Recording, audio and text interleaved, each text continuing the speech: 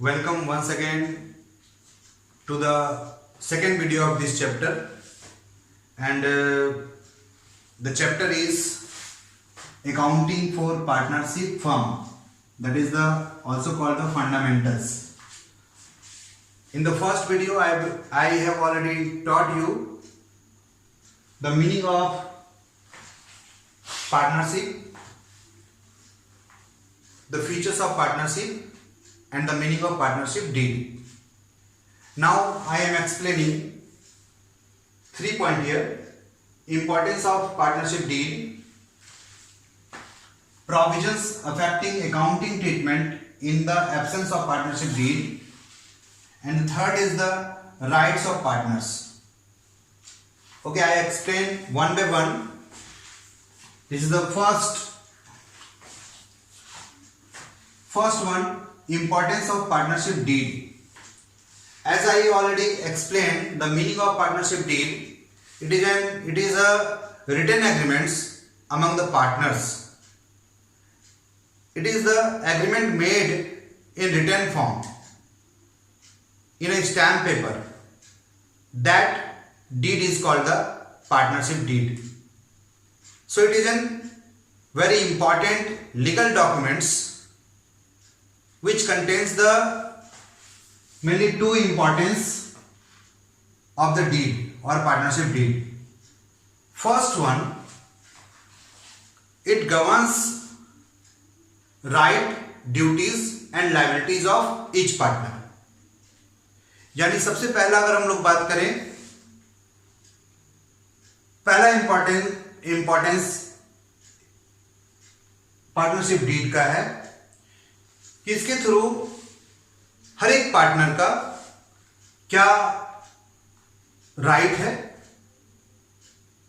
क्या ड्यूटीज है और उसके क्या लायबिलिटीज है towards the firm as well as the other partners.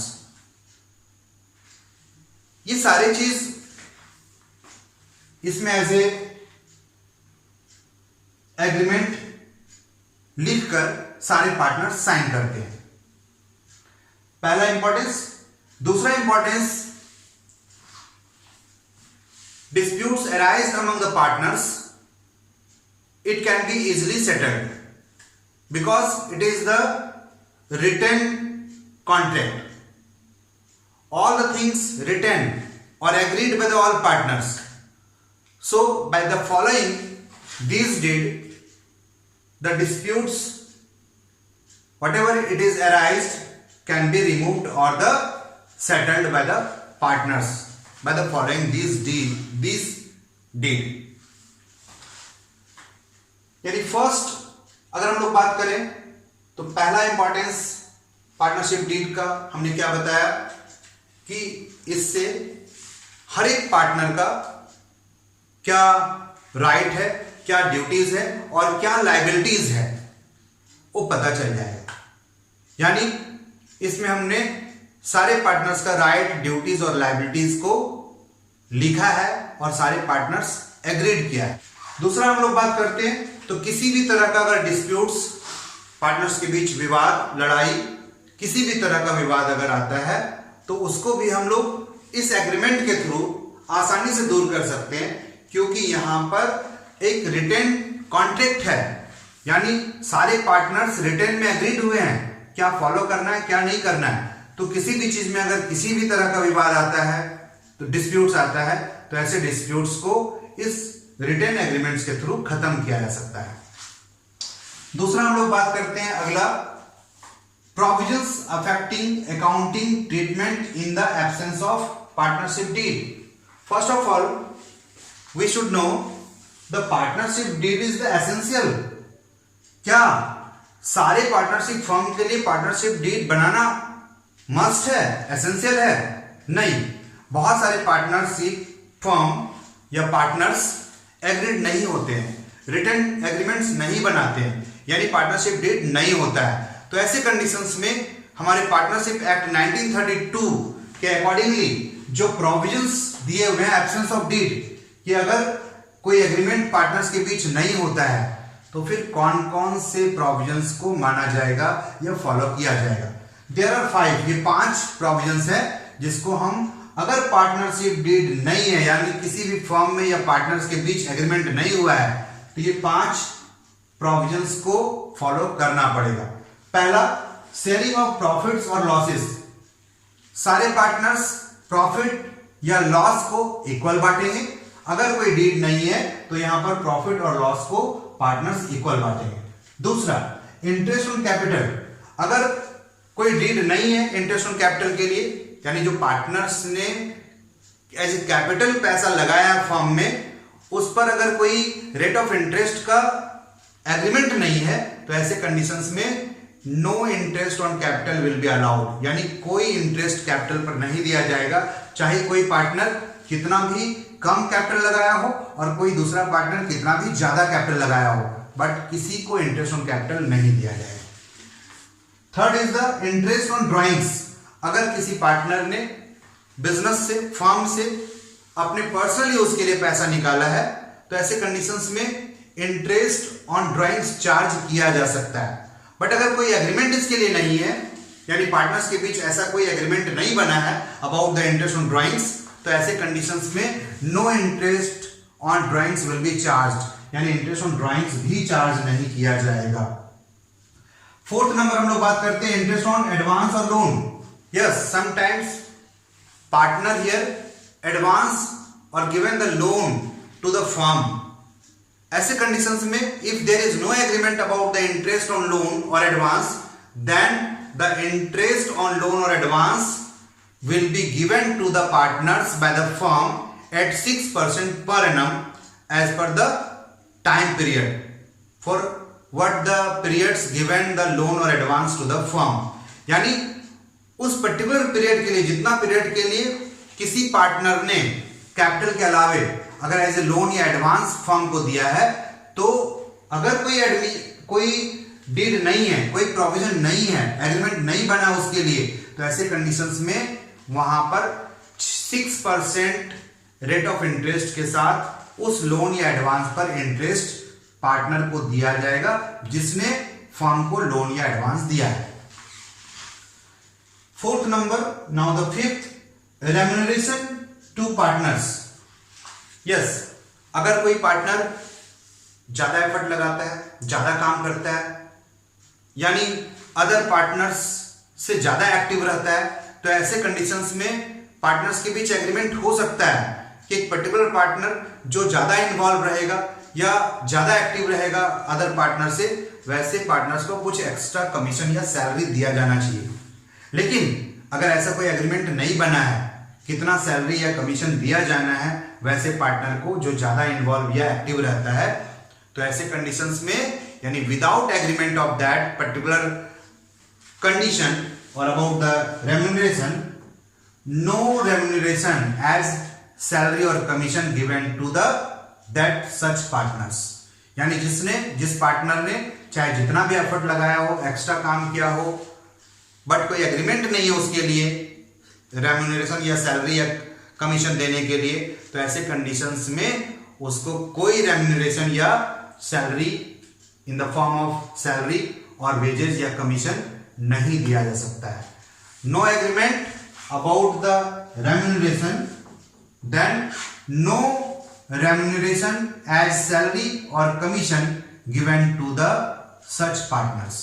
वैसे पार्टनर जिसने कितना भी ज्यादा एफर्ट लगाया हो, ज्यादा एक्टिव रहा हो दूसरे पार्टनर से, बट अगर कोई ऐसा इसके लिए एग्रीमेंट नहीं है उसको एक्स्ट्रा सैलरी या कमीशन देने का, तो ऐसे कंडीशंस में विदाउट एग्रीमेंट किसी भी पार्टनर को किसी भी काम के लिए एक्स्ट्रा अलग से सैलरी या कमीशन एज रेम्यूनरेशन नहीं दिया जाएगा। अब हम लोग बात करते हैं, it is the rights of partners. What are the rights? तो it is the first right, partner has the right to participate in the management. Means whatever here the decisions taken by the partners, all partners has the right to participate in the management, means in the decision making every partner has the right to participate in the management and they can take the decisions about the firm business and in any matter. Second हम लोग बात करते हैं consulted about affairs of business. Every partner has the right to be consulted about affairs of business.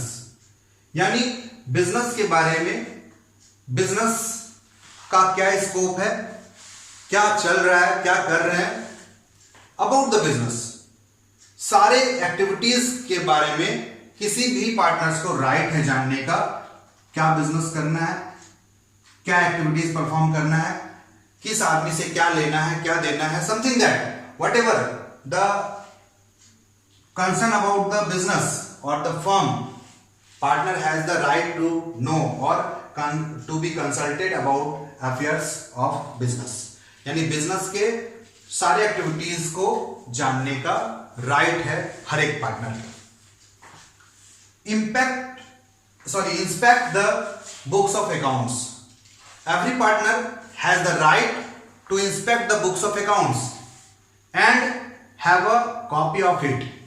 हर एक partner को business के यानी firm के बुक्स ऑफ अकाउंट्स को चेक करने का, इंस्पेक्ट करने का राइट है और उस अकाउंट्स यानी बुक्स या रिपोर्ट्स के कॉपी को भी लेने का अधिकार है. हर पार्टनर्स को ये राइट है कि बुक्स ऑफ अकाउंट्स चेक कर सके और उसके रिपोर्ट्स का एक कॉपी ले सके. Next is the interest on loan और advance. Yes, it is the right of getting the interest on loan और advances by any partner to the firm, as I explain in the absence of partnership deed. If there is no deed, then by 6%, at the rate of 6% per annum interest on loan given to the partners who advance to the firm. And sometimes if it is agreed the rate of interest, then by that particular rate, such rate, the rate of interest given to the partners who advance to the firm. यानी हमने क्या समझाया कि interest on loan और advances, अगर कोई भी partner किसी फर्म को, अपने फर्म को लोन देता है, एडवांस देता है कैपिटल के अलावे, और ऐसे कंडीशंस में उस फर्म को लॉस हो जाता है, चाहे वो प्रॉफिट हो या चाहे लॉस हो, हमने जो एग्रीमेंट किया है रेट ऑफ इंटरेस्ट का ऑन लोन, या फिर अगर एग्रीमेंट नहीं है तो 6% पर एनम के रेट से हर हाल में उस पार्टनर को राइट है कि अपना इंटरेस्ट वो ले सके. यानी चाहे वो प्रॉफिट हो फर्म को, चाहे वो लॉस हो, किसी भी कंडीशंस में जिस पार्टनर ने फर्म को एडवांस या लोन दिया है, जितना पीरियड के लिए दिया है उतना पीरियड के लिए रेट ऑफ इंटरेस्ट उस पार्टनर को मिलेगा. फिफ्थ नंबर अगर हम लोग बात करें, शेयर प्रॉफिट्स और losses. Yes, every partner has the right to share the profits or losses as other partners. Means कोई पार्टनर एक्टिव हो, कोई पार्टनर स्लीपिंग हो, चाहे कोई पार्टनर ज्यादा काम कर रहा हो, काम कर रहा हो, एज पर एग्रीमेंट, जो भी एग्रीमेंट एग्रीड हुआ है एक पर्टिकुलर रेशियो का शेयरिंग प्रॉफिट और लॉस, देन हर एक पार्टनर को प्रॉफिट या लॉस में से शेयर करने का राइट होता है, यानी राइट है. और अगर एग्रीमेंट नहीं है तो ऐसे कंडीशंस में every partner has the right to share the profit और loss equally, as we study in the absence of partnership deed, sharing of profits और लॉसेस. सेम अगर हम लोग बात करें तो it is the right of the partners share profits और losses, चाहे फर्म को लॉस हो चाहे फर्म को प्रॉफिट हो, ऐसे कंडीशंस में हर एक पार्टनर को ये राइट है कि उस प्रॉफिट या लॉस को शेयर कर सकते. It is the right of each partner. 6 is the partner has the right not to be allow the admission of a new partner. हर पार्टनर को ये राइट है कि अगर अदर पार्टनर्स किसी न्यू पार्टनर को बिजनेस में शामिल करना चाहते हैं, एडमिट करना चाहते हैं, एज ए पार्टनर उसको बनाना चाहते हैं तो कोई भी पार्टनर इंडिविजुअली उसको रोक सकते हैं। यानी हम किसी न्यू पार्टनर को नहीं आने देंगे, हम अलाउ नहीं करेंगे। ये हमारा यानी हर पार्टनर का राइट है, यानी हर पार्टनर को राइट है किसी नए पार्टनर को एडमिशन से रोकने का। These are the 6 rights of partners. Now I think all the theories or theory portion of this chapter are very clear. I told you the first thing, meaning of partnership. Second is the features of partnership. Third is the partnership deed. Fourth is the importance of partnership deed. Fifth is the provisions about or in absence of partnership deed. Provisions of absence of partnership deed. And next and the last, it is the rights of partners. These are the points discussed, and I think it is very clear, and it will be helpful to understand the numerical parts of the chapter. So in the next video we will discuss and know how to maintain the books of accounts of the partnership firm, and what are the accounts are prepared, and passing the journal entries. Okay, now thank you. We will meet in the next video.